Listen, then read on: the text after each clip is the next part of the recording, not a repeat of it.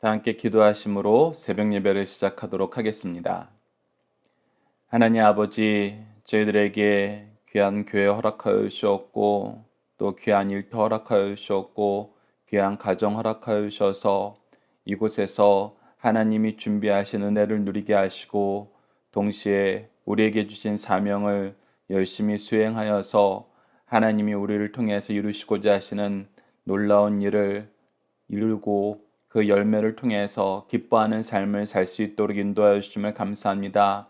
이 모든 것에 우리가 감사하며 순종하며 하나님께 합당한 영광을 돌려야 되는데 때로는 이것이 우리의 공로가 되고 우리의 자랑이 되고 우리의 경건이 되고 우리의 탐욕이 되어서 하나님께 영광 돌리기보다는 나를 높이는데 내 탐욕을 충족시키는데 사용함을 용서하여 주시옵소서.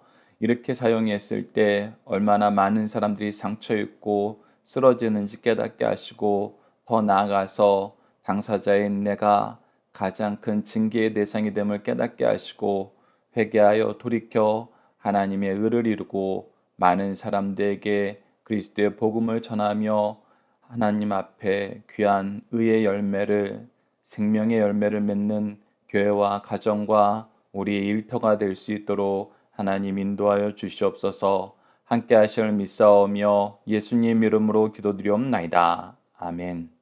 다 함께 찬송가 183장 빈들의 마른 풀같이 183장으로 함께 찬양 드리도록 하겠습니다. 빈들의 마른 풀같이 시들은 나의 영혼 주님이 약속한 성령 간절히 기다리네. 가물어 메마른 땅에 단비를 내리시듯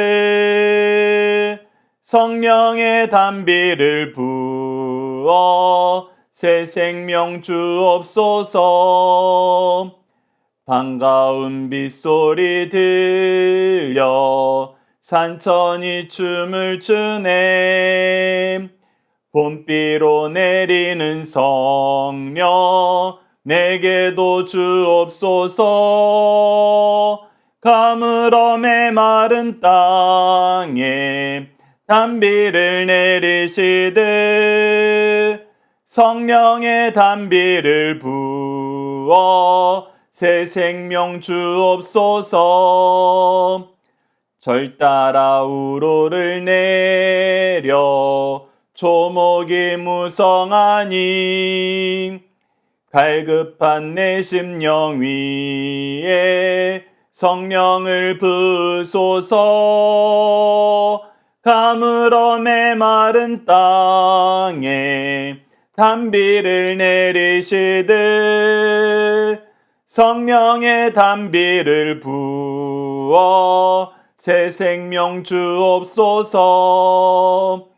참되신 사랑의 언약 어길 수 있사오랴. 오늘의 흡족한 은혜 주실 줄 믿습니다. 가물어 메마른 땅에 단비를 내리시듯 성령의 단비를 부어 새 생명 주옵소서.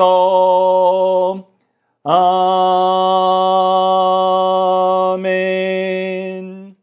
사도신경을 내용으로 우리의 신앙을 하나님 앞에 정중히 고백하도록 하겠습니다. 나는 전능하신 아버지 하나님 천지의 창조주를 믿습니다. 나는 그의 유일하신 아들 우리 주 예수 그리스도를 믿습니다.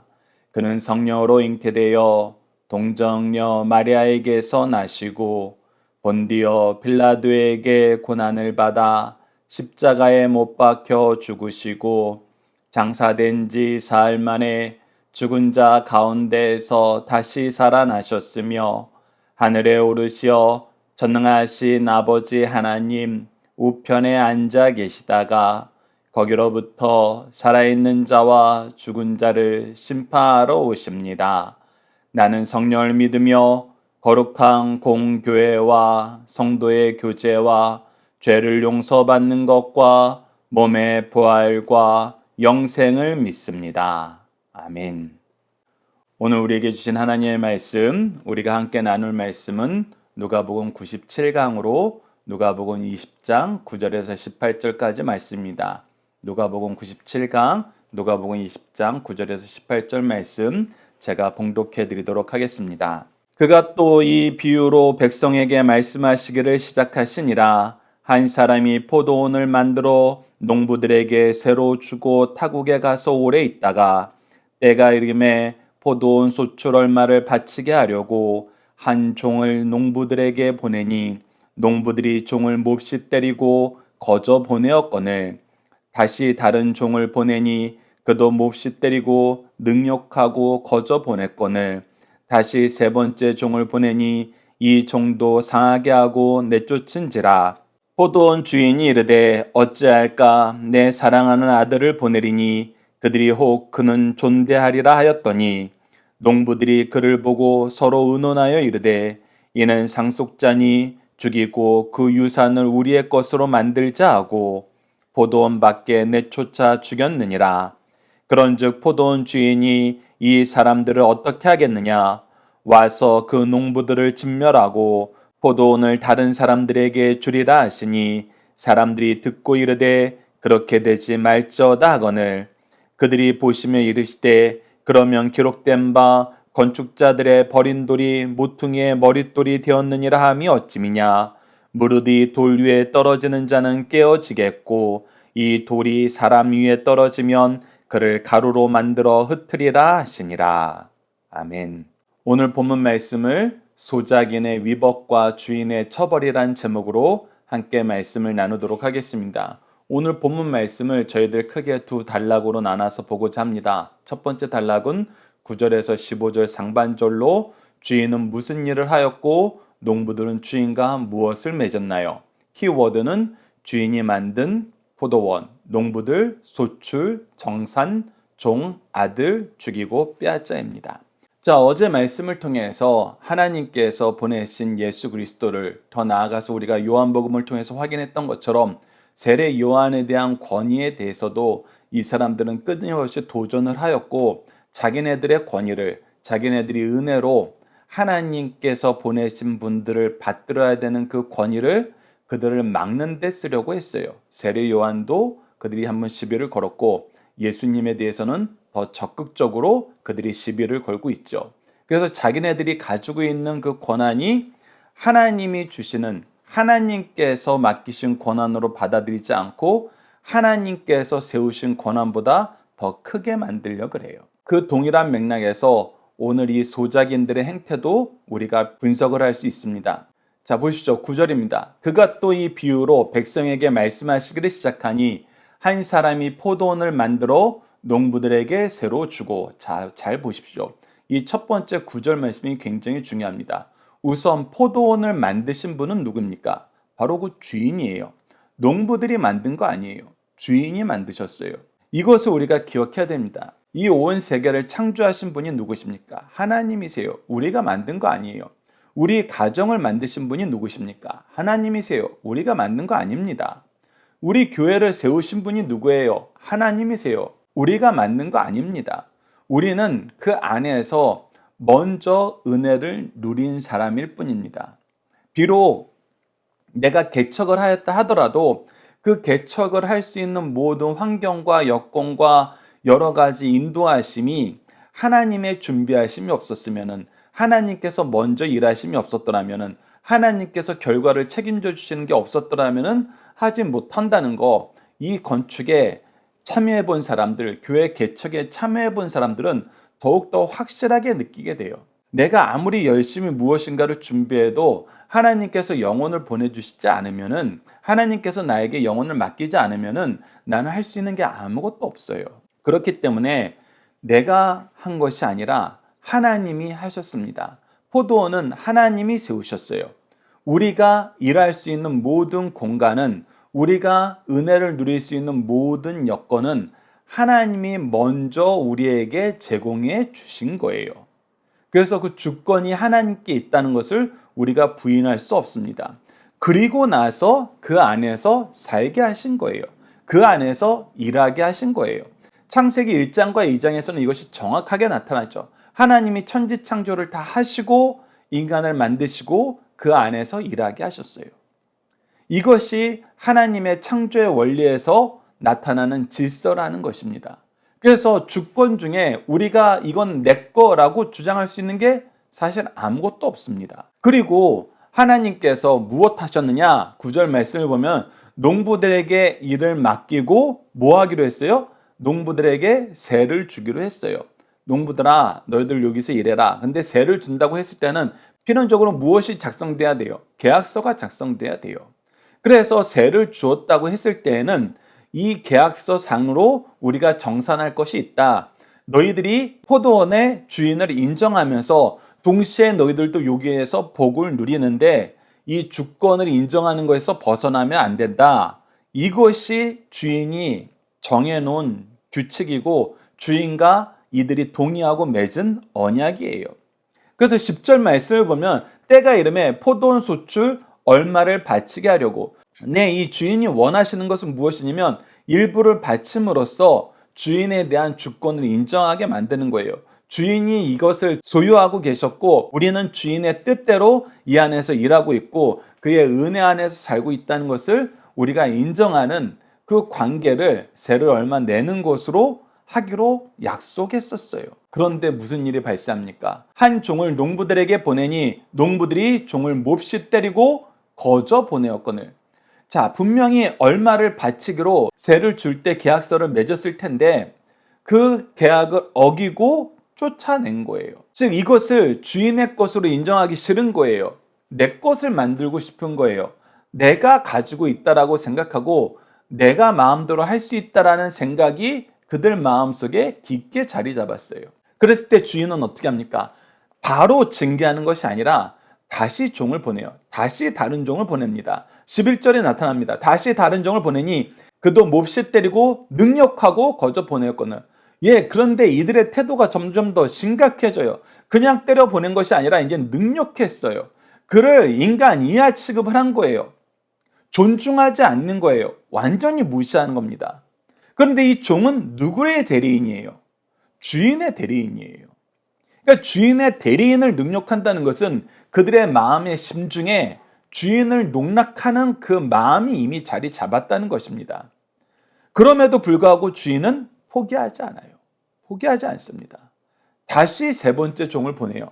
그런데 이 종도 상하게 하고 내쫓습니다. 폭력은 점점 더 깊어지는 것 같아요. 그때 주인이 이놈들이 내가 종을 보내니까 종이어서 존대하지 않는가. 그렇게 생각하고 무엇을 계획하세요? 내 사랑하는 아들, 즉 상속자를 보내요. 기업 모를 자를 보내는 것입니다. 13절 보시죠. 포도원 주인이 이르되 어찌할까 내 사랑하는 아들을 보내리니 그들이 혹 그는 존대하리라 하였더니 이 주인의 아들을 보내는 것은 누가 봐도 상속자를 보내는 것이고 권위가 있고 실제적으로 능력이 있고 지위가 있는 사람이에요. 그래서 그 아들은 존대하는 것이 너무나 당연해요. 이제 회개할 기회예요, 도리어. 이 아들을 잘 대접함으로써 그들이 앞서 행했던 모든 죄에 대해서는 오히려 사함을 받을 수 있는 절호의 찬스예요. 그렇기 때문에 그들이 그동안은 자기 욕심에 끌려서 악을 행했더라도 이 아들은 존귀 여겨야 돼요. 그것이 문제 해결 방법이에요. 그것이 올바른 질서 안에서 그들이 평화를 누리고 복을 누리는 길이에요. 그런데 도리어 어떤 생각을 해요? 14절 보시죠. 농부들이 그를 보고 서로 의논하여 이르되 이는 상속자니 죽이고 그 유산을 우리의 것으로 만들자. 야, 잘됐다. 이 상속자를 죽이면은 이제 이거 누구한테 줄 거야? 이거 물려받을 사람 없으니까 우리 거 되는 거 아니야? 이렇게 생각한다는 거예요.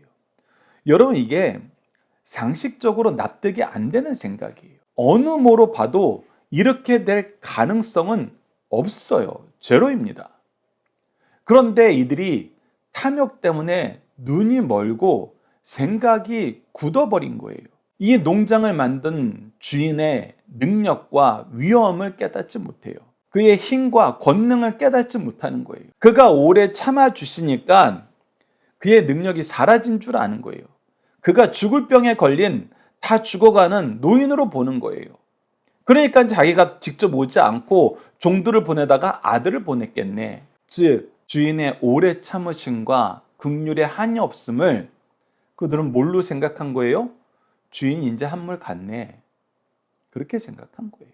그런데 그럴 수 없다는 거, 그렇지 않다는 거는 이 포도원 안에 있는 사람들 외에는 다 알 수 있을 만큼 주인의 권위는 든든해요. 왜 그러겠어요? 계속해서 종을 보낼 수 있는 권위와 능력이 있어요. 그리고 계속해서 그들의 언약을 기억하게 하는 열심이 있어요. 여러분, 오히려 힘이 없으면 앞서 얘기했던 것처럼 바로 심판해 버리면 돼요. 그럼에도 불구하고 이 죄악에 빠진 자들, 탐욕에 빠진 자들, 주인을 인정하지 않는 자들은 일반적으로는 전혀 생각할 수 없는, 일반적으로는 전혀 상상하기도 힘든 가장 어리석은 생각을 하면서 이것이 가장 지혜로운 생각이라고 착각에 빠져 사는 것입니다. 그래서 어떻게 해요? 실제로 그 아들을 내쫓아 죽여버리게 됩니다. 네, 가장 최악의 일을 하게 되는 거예요. 예수님께서는 이 내용을 이스라엘 백성들에게 가르쳐주고 있는 거예요. 너희들이 속히 돌이켜 하나님께로 돌아와야 된다. 하나님을 주인으로 인정하는 그 질서를 회복해야 된다. 그 신앙을 회복해야 된다. 이 내용을 예수님께서는 비유로 말씀하셔서 더 깨닫게 하시는 것입니다. 그의 아들됨을 증거하고 계시는 거예요. 자, 함께 묵상할 말씀을 통해서 이 내용을 좀 더 깊이 있게 보도록 하겠습니다. 우선 우리는 어떤 존재인가? 우리는 하나님의 백성이에요. 출애굽기 19장 5절로 6절을 보십시오. 세계가 다 내게 속하였나니 너희가 내 말을 잘 듣고 내 언약을 지키면 너희는 모든 민족 중에서 내 소유가 되겠고 네, 하나님께서는 온 우주를 창조하시고 이것을 소유하시고 다스리시는 분이세요. 그래서 가장 행복한 건 뭐냐면 이 주권자랑 가장 친하게 지내는 거예요. 이 주권자의 은혜 안에서 사는 거예요. 그분의 백성이 되는 것이 가장 지혜롭고 가장 안전하고 가장 행복한 길이에요. 그런데 하나님께서 그 제안을 먼저 해주시는 거예요. 먼저 찾아와 주시는 거예요. 그래서 우리에게 먼저 이 언약의 말씀을 주시고 이 언약의 말씀 안에서 살라 그러세요. 그러면 우리가 어떤 삶을 산다? 너희가 내게 대하여 제사장 나라가 되며 거룩한 백성이 되리라. 즉 우리가 하나님에 대하여 제사장 나라가 된다는 것은 하나님께 나아갈 수 있는 제사장의 직분을 받은 그 민족이 된다는 건데 이 제사장은 뭐 하는 사람들이에요? 다른 사람들을 대표하여 그들의 속죄 회개를 하나님 앞에 드림으로 하나님의 은혜를 간구하고 하나님이 주신 은혜를 선포하는 그 삶을 사는 사람들이에요. 가장 영광스러운 자리에 있는 사람들이라는 거예요. 그래서 가장 영광스러운 위치로 우리를 이끌어 주신다는 거예요. 끌어올려 주신다는 거예요. 그래서 너희가 거룩한 백성으로 이 세상을 나와 함께 다스리게 되겠다는 거예요. 이거는 신약에서는 어디로 이어집니까? 바로 교회로 이루어지죠. 사도행전 20장 28절 보시죠. 여러분은 자기를 위하여 또는 온 양떼를 위하여 상과 성령이 그들 가운데 여러분을 감독자로 삼고 하나님이 자기 피로 사신 교회를 보살피게 하셨느니라. 우리를 하나님께서 감독자로 세우시고 예수 그리스도의 피로 말미암아 세우신 교회, 피로 사신 그 교회를 돌보게 하셨다는 거예요. 이곳에서 우리에게 사명을 주셔서 일하게 하셨다는 것입니다. 근데 그 일을 거부하는 거예요. 그 일을 엉망으로 만드는 거예요. 그때 하나님은 어떻게 하세요? 우리를 찾아와서 회개하게 하세요. 예레미야 7장 25절 보시죠. 너희 조상들이 애굽 땅에서 나온 날부터 오늘까지 내가 내 종 선지자들을 너희에게 보내되 끊임없이 보내었으나 끊임없이 보내서 우리로 회개하게 하세요. 돌이키게 하세요. 끊임없이 인내하고 계시는 거예요. 그런데 뭐 했어요? 회개하지 않아요. 그때는 어떤 일이 일어나요? 바로 심판의 역사가 일어나요. 스가랴서 1장 6절을 보시죠. 내가 나의 종 선지자들에게 명령한 내 말과 내 법도들이 어찌 너희 조상들에게 임하지 아니하였느냐? 그래서 하나님께서 계속해서 말씀하시고 그 말씀을 순종하지 않았을 때는 징계에 대한 말씀도 하셨는데 어떻게 됐다고요? 너희 조상들도 계속해서 거역하다가 징계당하지 않았느냐. 그러므로 그들이 돌이켜 이르기를 그때 그들이 회개하여서 뭐 했느냐. 만군의 여호와께서 우리 길대로 우리 행위대로 우리에게 행하시려고 뜻하신 것을 우리에게 행하셨도다 하였느니라. 즉 이 모든 것이 하나님의 주권 안에서 이루어지고 우리가 이 하나님의 주권을 인정하지 않는 것은 가장 미련하고 그것을 인정하지 않을 수 없도록 하나님께서는 일하신다는 거예요. 심판하신다는 것입니다. 그래서 너희들 깨달으라는 거예요. 그래서 너희들 돌이키라는 거예요. 예수님에 대한 적대행위가 없어야 된다는 거예요. 근데 어떻게 됐어요? 끝까지 그는 돌이키지 않았어요. 히브리서 13장 12절을 보시죠. 그러므로 예수도 자기 피로써 백성을 거룩하게 하려고 성문 밖에서 고난을 받으셨느니라. 예수님은 우리의 죄를 용서하기 위해서 고난받으러 오셨고 그 고난을 주는 주체가 누가 돼버렸어요? 하나님에 대하여 제사장 나라가 되고 거룩한 백성이 된다는 그 민족이 가장 많은 은혜를 받은 그들이 지금 현재로 대입하면은 지금 우리가 먼저 된 우리가 도리어 이 악한 일에 앞장서는 사람이 되었다는 것입니다. 그래서 우리는 이 내용을 기억하면서 회개해야 된다는 것입니다. 이 말씀이 우리에게 주는 경고의 말씀임을 우리가 깨달아야 된다는 거예요. 자, 두 번째 단락을 보시다. 15절 후반절부터 18절입니다. 주인은 악한 종들을 어떻게 하시나요? 키워드는 주인, 진멸, 건축자들, 버린 돌, 모퉁이, 머릿돌입니다. 자, 어떤 일이 생겨요? 15장 후반절을 봅시다. 그런즉 포도원 주인이 이 사람들을 어떻게 하겠느냐? 와서 그 농부들을 진멸하고 주인이 그 아들까지 거부했을 때에는 이제 징계를 하신다는 거예요. 그 아들을 기준으로 두고 그들이 회개하였으면은 다시 그 지유를 회복하고 관계를 회복하고 평화를 회복하고 능력을 회복하였을 텐데 그러지 않고 그 아들까지 죽이자. 그들은 진멸하게 됐다는 것입니다. 그리고 어떻게 해요? 포도원을 다른 사람들에게 주리라. 하나님께서 은혜로 주신 이 귀한 역사를 다른 사람들에게 준다는 거예요. 이것이 이스라엘 안에서는 어떻게 성취된 것입니까? 이스라엘 민족들이 예수 그리스도까지 거부하자 이방인들에게로 하나님의 역사가, 은혜가, 이 포도원이 옮겨졌잖아요. 그래서 교회가 이스라엘 민족 중심으로 이루어진 것이 아니라 이스라엘이 보기에는 이방인이 바로 우리들을 중심으로 역사하게 되었다는 것. 이 심판은 분명하다는 거 우리에게 가르쳐주고 있어요. 그런데 사람들이 그냥 생각하기에 그냥 그런 일 없었으면 좋겠어. 그런 얘기 하지 마. 이렇게 반응한다는 거예요. 16절 후반절로 보시죠. 사람들이 듣고 이르되 그렇게 되지 말지니라 거늘. 그가 안 될걸? 그렇게 되면 안 되지. 그런 얘기 하지 마. 회개하는 것이 아니라 그냥 막으려는 거예요. 이건 막을 수 없어요. 회개해야 되는 내용이에요. 그때 예수님이 말씀하십니다. 17절입니다. 그들을 보시며 이르시되 그러면 기록된 바 건축자들의 버린 돌이 모퉁이의 머릿돌이 되었느니라 함이 어찌미냐. 무릇 이 돌 위에 떨어지는 자는 깨어지겠고 이 돌이 사람 위에 떨어지면 그를 가루로 만들어 흩으시리라. 자, 건축자의 버린 돌이 모퉁이의 머릿돌이 되었다는 건 뭐예요? 이 건물을 형성하는 가장 중요한 기준이 되었다는 거예요. 누가 기준이 되었다는 거예요? 예수님이 기준이 되었다는 거예요. 예수님이 기초가 되었다는 거예요. 그래서 예수 그리스도를 통해서 그들이 옳은 길과 그른 길로 나눠지게 되는 것을 그들을 확인하게 된다는 것입니다. 더 나아가서 무슨 일까지 발견된다는 거예요? 그를 거부하는 자들은 도리어 그의 이름을 거부함으로써 심판의 대상이 되는 걸 확증시켜 버린다는 거예요. 그래서 오히려 그들에게 징계가 있다는 것입니다. 이 내용을 우리가 예수님께서도 인용하여서 말씀하신 시편 118편과 이 말씀을 이제 신약의 교회에서 인용하여서 우리에게 가르쳐준 베드로전서 2장 말씀을 봅시다. 자, 시편 118편 22절로 23절입니다. 건축자가 버린 돌이 집 모퉁이의 머릿돌이 되었나니 이는 여호와께서 행하신 것이요 우리 눈에 기이한 바로다. 자, 건축자들이 버린 돌을 하나님께서 귀히 쓰시는데 이런 역사가 세상에서는 이루어질 수 없는데 하나님은 하세요.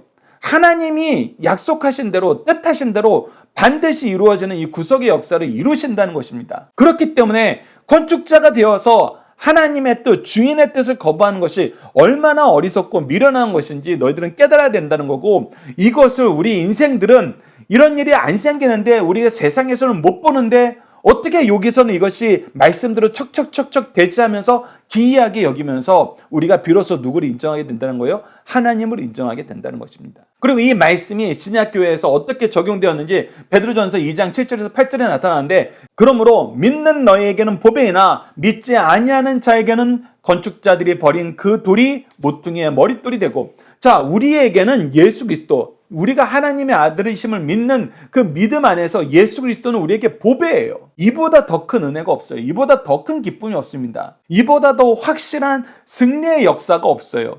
근데 믿지 않는 자들에게는 이 시편 118편 22절 말씀의 성취가 이루어진다는 겁니다. 건축자들이 버린 그 돌이 모퉁이에 머릿돌이 되고 또는 부딪히는 돌과 걸려 넘어지게 하는 바위가 되었다 하였느니라. 그들이 말씀을 순종하지 아니함으로 넘어지나니. 네, 말씀을 통해서 믿는 자는 이 보배의 기쁨을 맛보지만 믿지 않는 자는 도리어 예수 그리스도의 존재가, 예수 그리스도를 통한 구속의 성취가, 예수 그리스도를 통해서 우리에게 보였던 모든 하나님의 뜻이 그들을 심판하는 심판의 기준, 그들이 죄악 때문에 걸려 넘어져서 심판 가운데 빠지는 그 문턱이 되어버린다는 것입니다. 이것을 우리에게 깨달으란 거예요. 깨닫고 뭐하라? 속히 돌이켜라. 우리가 중심 사상을 통해서 이 내용을 다시 한번 정리해 보도록 하겠습니다. 첫 번째입니다. 포도원이란 구약에서는 이스라엘, 신약에서는 교회를 가리킵니다. 하나님은 이스라엘을 세우셨습니다. 그리고 주의 피로 교회를 세우셨어요.